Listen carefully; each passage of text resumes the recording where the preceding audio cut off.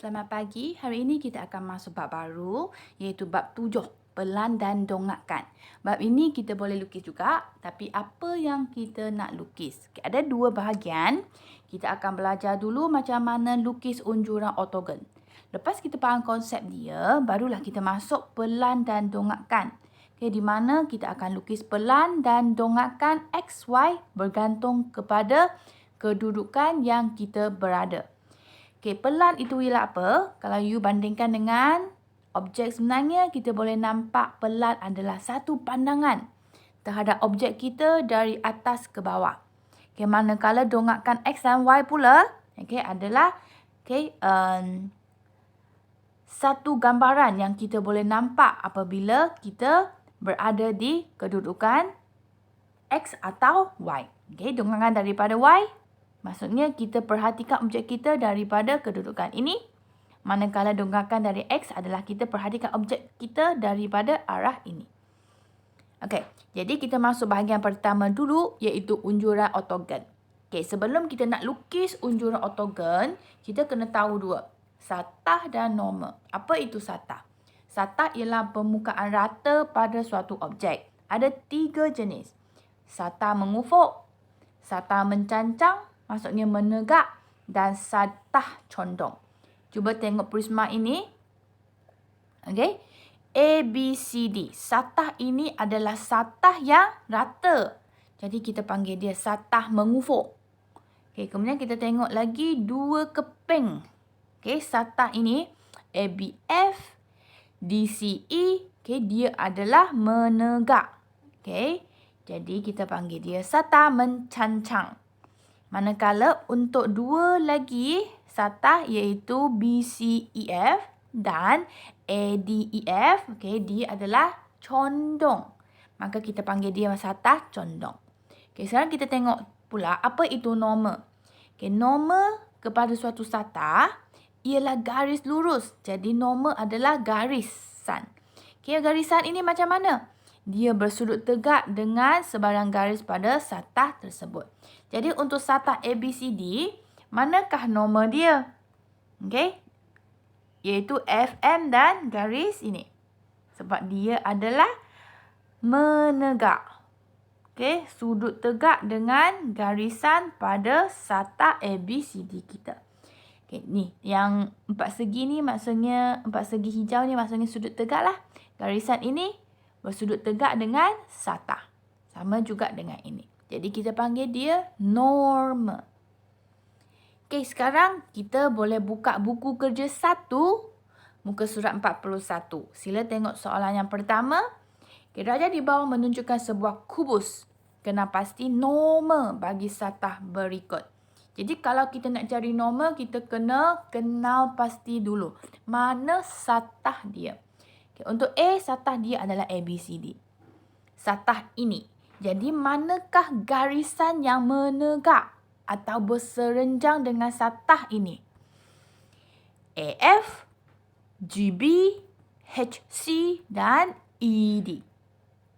Okey, jadi ini adalah 4 garisan yang menegak atau berserenjang dengan satah kita. Kita boleh tulis terbalik. Contohnya GB, saya nak tulis BG. Okey, tak salah. Boleh je. Okay, kemudian kita tengok B pula. CDEH. Mana satah dia?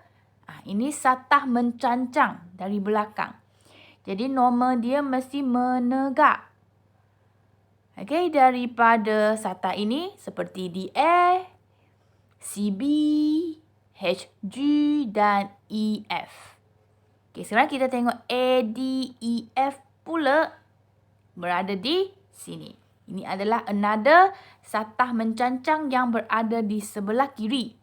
Jadi, garis yang menegak atau berserenjang dengan satah ini adalah AB, DC, EH dan FG. Okey, senang je kan? Okey, next. Sekarang barulah kita masuk apa itu unjuran ortogon. Unjuran ortogon ialah image yang terbentuk. Okey, macam bayang yang terbentuk pada satu satah apabila unjuran garis dari objek berserenjang dengan satah tersebut. Okey, dia macam image ataupun bayang yang terbentuk di bawah torchlight. Torchlight ini mesti sama garis dengan satah untuk kita nak lukis unjuran itu. Jadi, satu arah yang sama. Macam mana kita nak kena pastikan bayang yang terbentuk di sini. Bila kita buka torchlight, mana tempat yang kita akan pancak? Ini yang kita akan pancak. Dan inilah tempat yang akan tutup pemancaran cahaya ke bawah. Jadi, apakah bayang atau imej yang terbentuk mesti bergantung kepada satah ini. Jadi, kita bentuklah garis berserenjang daripada setiap bucu bayang kita, satah di atas ini. Lepas tu kita sambung. Itulah imej ataupun unjuran ortogon yang terbentuk. Jadi, soalan 2, adakah ini adalah unjuran ortogon bagi objek? Cuba tengok bentuk dia sama kan? Dan dia adalah hasil daripada unjuran garis yang berserenjang. Maka ya. Kita tengok nombor 2 pula. Ini arah satah yang kita nak lukis unjuran ortogon. Maka torchlight di sini. Buka. Satah yang menghalang cahaya, satah inilah. Jadi daripada setiap bucu, kita bentuk garis berserenjang sampai ke tempat kita nak lukis unjuran ortogon. Kita dapat bentuk ini. Jadi ini samalah. Ya. Ini pula. Satah untuk kita lukis imej adalah di sini. Maka torchlight sekarang berada di sini. Bila saya buka, bahagian yang menghalang cahaya sebenarnya di sini. Jadi imej yang terbentuk sepatutnya kecil macam ini sahaja jika saya sambungkan semua titik secara berserenjang. Jadi ini adalah bukan unjuran ortogon. Kita sudah faham konsep unjuran ortogon. Sekarang kita nak belajar macam mana kita nak lukis. Cara dia, kita perlu kena pasti jenis satah. Dan arah objek perlu diunjukkan. Jadi arah objek itu macam torchlight tadi. Dia secara terbalik dengan arah objek kita yang perlu diunjukkan. Kemudian bahagian satah yang akan block that light of torchlight, dia akan menjadi satah yang kita nak lukis imej pada kertas kita. Kemudian kita akan lukis garis normal setiap bucu pada satah. Dan pastikan garis normal tersebut lurus dan tegak dan sama panjang. Kemudian kita sambung semua titik itu dan lukis. Last, kita sambung dan ukur. Kita cuba tengok satu contoh di sini. Dalam buku kerja, dia tak suruh kita lukis. Dia cuma suruh kita kena pasti yang manakah gambar rajah merupakan unjuran ortogon bagi objek ini apabila kita melihat daripada kedudukan Y. Jadi, kedudukan Y di sini, maka kita punya satah di belakang dia, iaitu di sini. Jadi, torchlight di sini, satah di sini. Bila saya buka torchlight, satah yang akan menghalang that light should be warna hijau. Jadi, ini akan kita panjangkan secara berserenjang sehingga sampai kepada satah kita dengan jarak yang sama. Jadi kita sudah ada 4 titik pada satah, sambungkan. Cuba tengok di sini. Kalau bayang biasa, ini sudah okey. Tapi kalau unjuran ortogon, kita perlu masukkan bahagian yang tertonjol ataupun yang tersembunyi di belakang. Untuk objek ini ada lagi satu bahagian yang tersembunyi di belakang. Jadi kita boleh guna garis terputus-putus untuk lukiskan dia. Jadi sama saja titik yang terlibat adalah sini. Jadi kita sambungkan sehingga sampai ke satah. Kemudian kita sambungkan 2 titik itu secara terputus-putus. Melambangkan dia adalah bahagian yang tersembunyi. Dah siap? Sekarang kita jawab soalan. Okay, di antara 3 lukisan ini, yang mana satukah unjuran ortogon? Kita buangkan semua normal. Nampaklah unjuran ortogon adalah yang pertama. Okay, jadi sekarang kita sudah tahu apa itu unjuran ortogon. Kita akan cuba lukis daripada beberapa arah yang berbeza. Cuba tengok ini. Okay, piramid Egypt. Okay, kalau biasa kita nampak macam ini. Okay, kita boleh nampak kepala dan piramid. Ini piramid yang satu lagi lah. Okay, kalau saya pandang satu arah lagi, saya boleh nampak muka. Okay, yang secara tepi. Kalau saya lihat dari depan, saya boleh nampak muka yang penuh dan piramid bentuk segitiga. Kalau saya tengok daripada atas, sudah jadi 4 segi sama pula.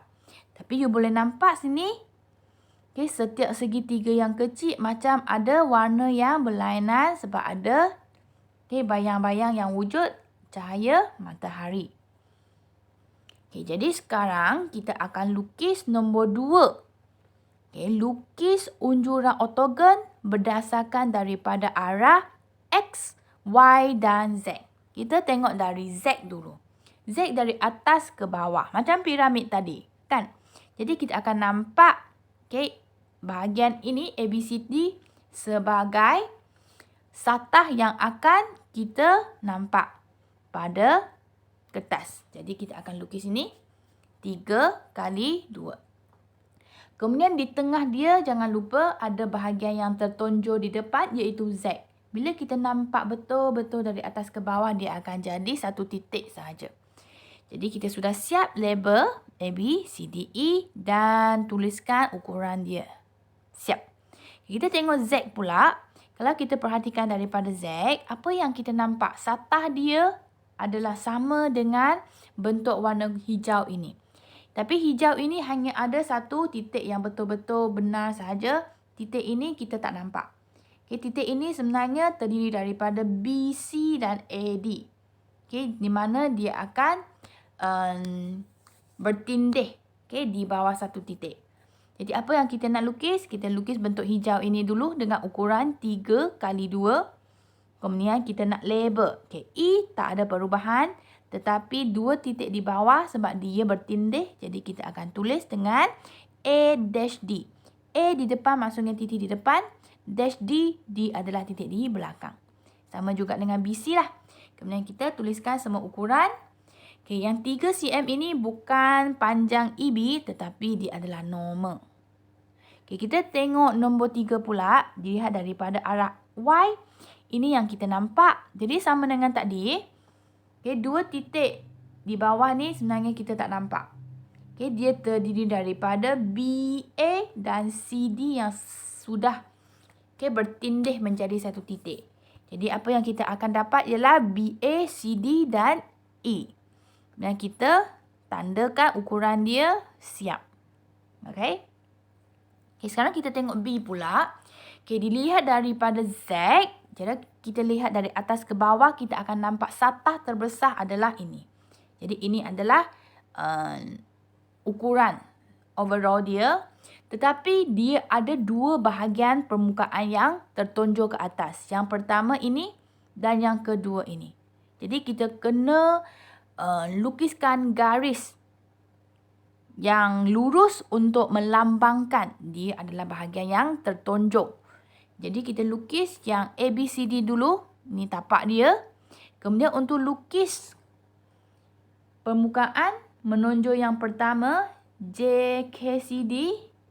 Saya boleh lukis satu garisan lurus seperti ini. Dengan menjarakkan 1 cm daripada KC. Kemudian untuk melukis permukaan GHEF juga sama.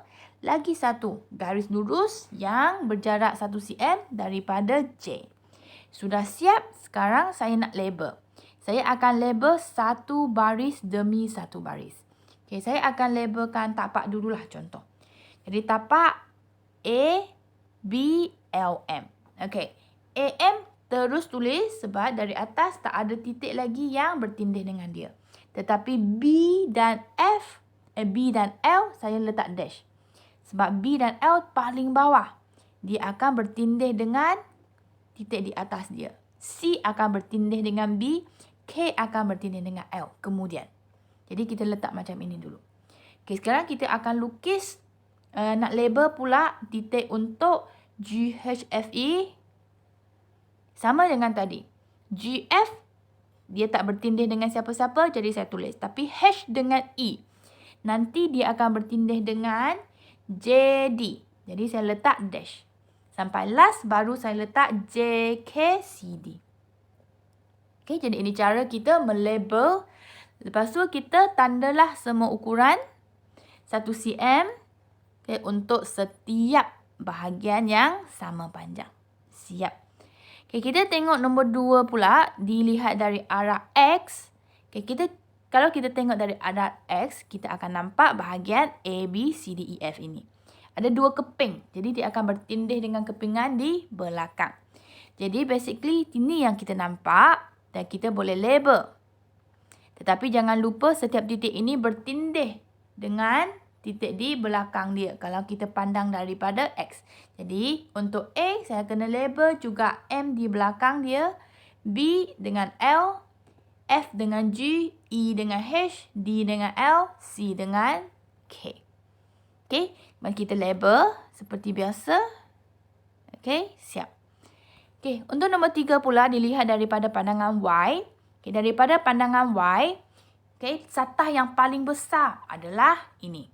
Kemudian dia ada satu bahagian yang tertonjol di depan. Okey, iaitu bahagian ini dan ini. Okey, untuk bahagian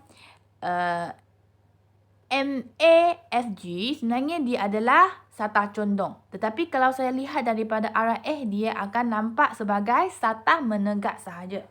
Okey, jadi ini adalah apa yang saya akan nampak dan dia akan bertindih menjadi rajah ini.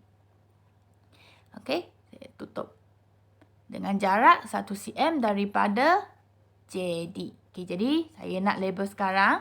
Okey, saya guna pelabelan dari depan ke belakang pula. Okey. Okey, dari sini. LBCK. Okey, saya dash sebab ada lagi titik yang bertindih dengan dia. Okey, jadi sekarang saya nak lukis pula ini. JDEH akan bertindih dengan K dan C. Kemudian HD. HD akan bertindih dengan apa pula? GF kalau pandang daripada Y. Kemudian MA pula akan bertindih dengan L dan B. Dah siap, kita label. Okey, jadi dah siap. Kita tengok muka surat 43. Ini senang sajalah sebagai latihan untuk melatih kita label dan lukis. Okey, daripada pandang X kita akan nampak ini. Jadi kita lukislah ini. Bentuk yang simple, tak susah. Cuma label sahaja. Kena pastikan label titik yang bertindih di mana titik mana yang kita akan tengok dulu, kita akan tulis di depan. Sama juga dengan ini. Okey. Ini kita akan nampak bulat. Dan ini kita akan nampak segitiga bersudut tegak. Jadi itu sahaja kerja rumah untuk hari ini. Muka surat 41 hingga 43 sahaja. Itu sahaja. Dan terima kasih.